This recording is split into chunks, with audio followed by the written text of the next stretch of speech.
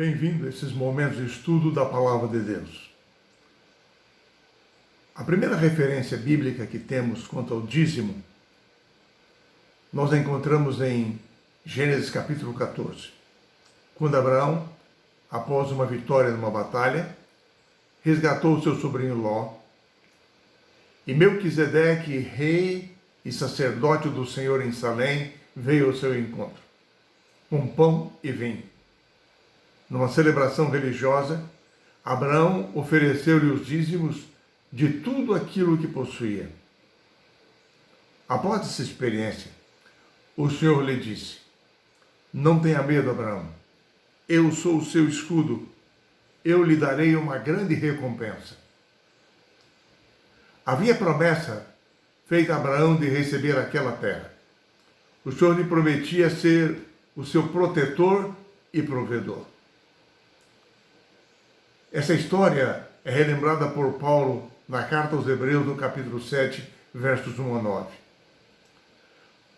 A história demonstra que o dízimo é anterior aos judeus. Não tem origem com os judeus do Monte Sinai.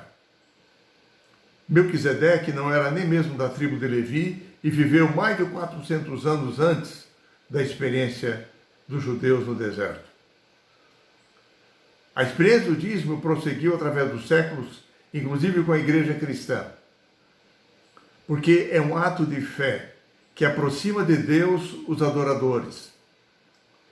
O dízimo está fundamentado em todas as escrituras, não apenas num ou no outro texto. Quando Jacó teve um encontro com o Senhor, e esse lhe apareceu em sonho numa escada que ligava o céu à terra, em sua experiência de conversão a Deus, Jacó disse: "O Senhor será o meu Deus, e de tudo o que me concederes, certamente eu te darei o dízimo." Encontramos esse texto em Gênesis 28. Séculos depois disso, depois dos patriarcas, Moisés disse aos israelitas, ao eles se aproximarem da terra de Canaã: "Certamente, vocês devem dar o dízimo de todo o fruto das suas sementes, que ano após ano se recolheram no campo, para que aprendam a temer o Senhor, o seu Deus." Deuteronômios, capítulo 14. Os dicionários definem o dízimo como a 10ª parte de algo. Na Bíblia, é a 10ª parte da renda que Deus nos concede. É uma parte santa e que pertence ao Senhor. Nós somos duplamente propriedade de Deus, por criação e por redenção. Por meio de uma aliança com Ele, nós temos oportunidade de recuperarmos aquilo que perdemos devido ao pecado. Deus nos concede forças, recursos, bens, e através dos dízimos nós reconhecemos a sua aliança conosco, de que pertencemos a Ele e somos gratos por esse relacionamento. Qual o propósito do dízimo? Ele pertence ao Senhor. Ele é santo ao Senhor. Essa é a primeira definição bíblica clara. Em Israel, Deus determinou que ele fosse destinado à manutenção dos levitas. A tribo de Levi não recebeu herança na terra de Canaã. Os levitas cuidavam da tenda da congregação do santuário. Cuidavam de que todo o sistema, todo o ritual religioso de Israel fosse ensinado ao povo, nas suas vilas, nas suas cidades, nos seus acampamentos. Em Canaã, os levitas habitavam apenas em algumas poucas cidades de refúgio.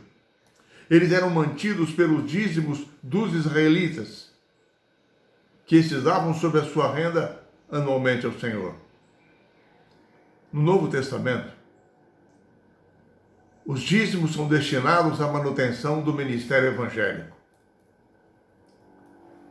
Nós encontramos duas grandes razões práticas para dizimarmos.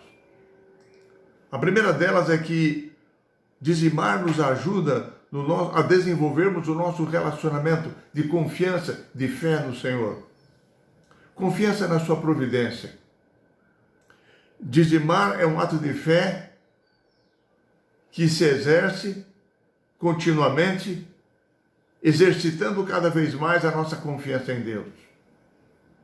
No final dos tempos, exercício de fé, de confiança, será crucial para a manutenção da nossa experiência cristã. A segunda razão é que o recebimento das bênçãos prometidas pelo Senhor, com elas nós estamos sobre o guarda-chuva da proteção divina. Dizimar não apenas fortalece a nossa comunhão com Deus, mas potencializa o cumprimento da missão de evangelizar, porque os dízimos são destinados à manutenção do ministério. Surge uma pergunta.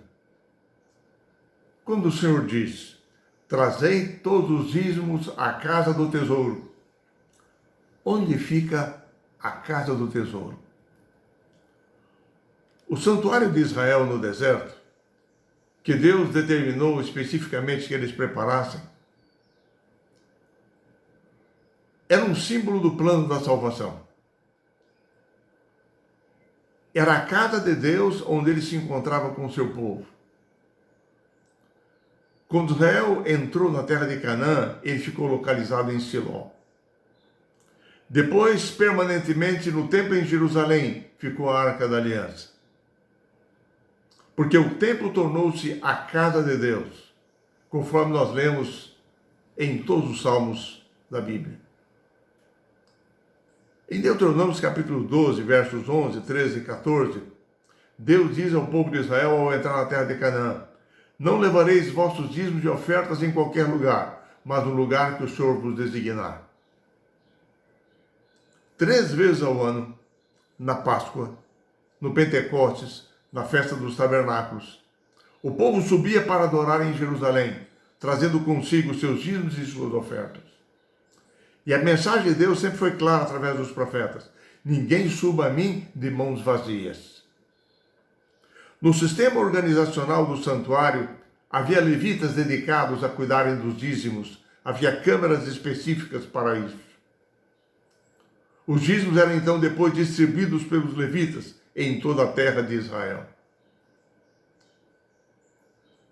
No Novo Testamento, vemos os dízimos sendo utilizados para a manutenção do ministério pastoral. A Igreja Adventista do Sétimo Dia, em harmonia com o princípio bíblico da Casa do Tesouro, designou as associações ou missões como sendo a Casa do Tesouro.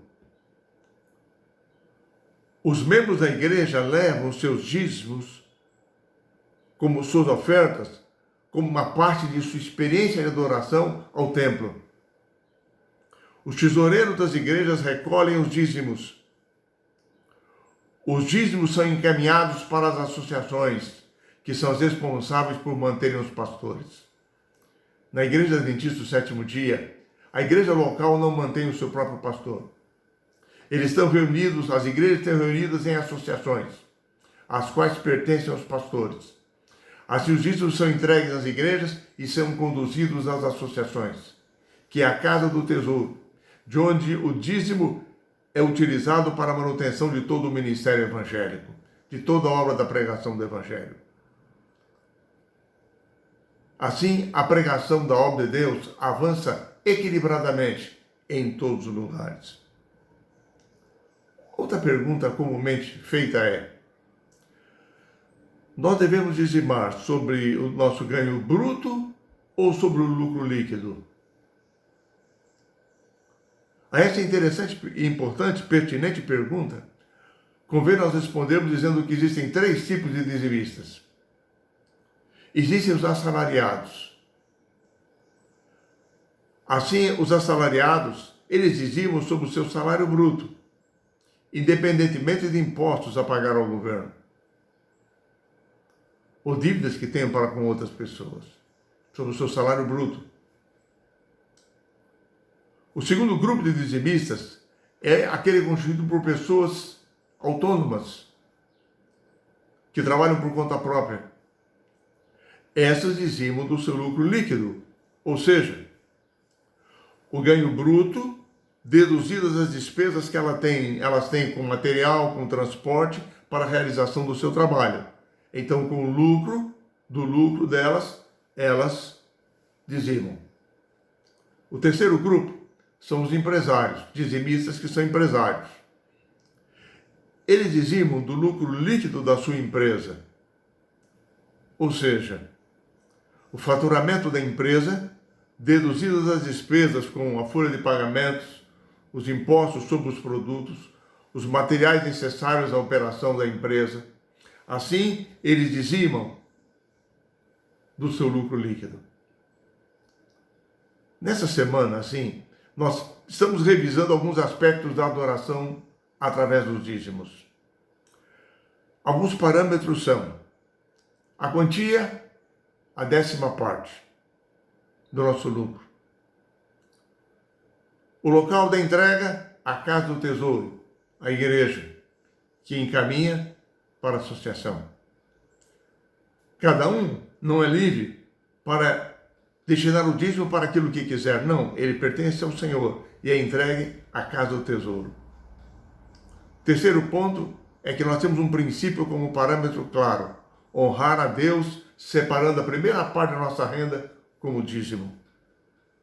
Quarto lugar, o propósito do dízimo: a manutenção do ministério.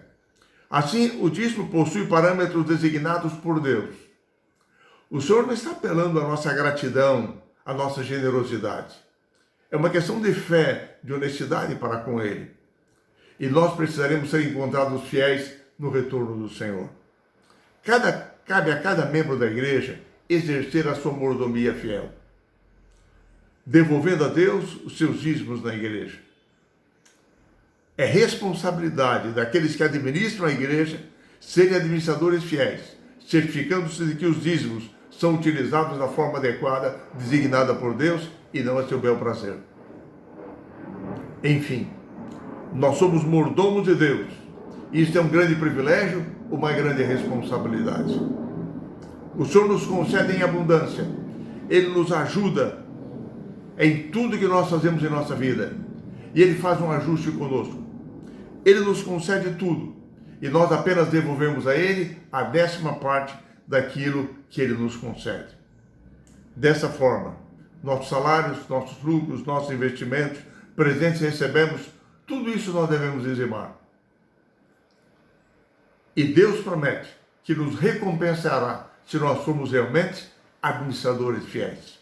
Que eu e você entendamos o propósito, o objetivo do dízimo e sejamos fiéis ao Senhor nosso Deus. E por fim recebamos dele as palavras: bem está, servo bom e fiel. Sobre o pouco foste fiel, sobre o muito te colocarei. Entra no gozo do teu Senhor. Que o Senhor nos abençoe, que essa seja a nossa realidade.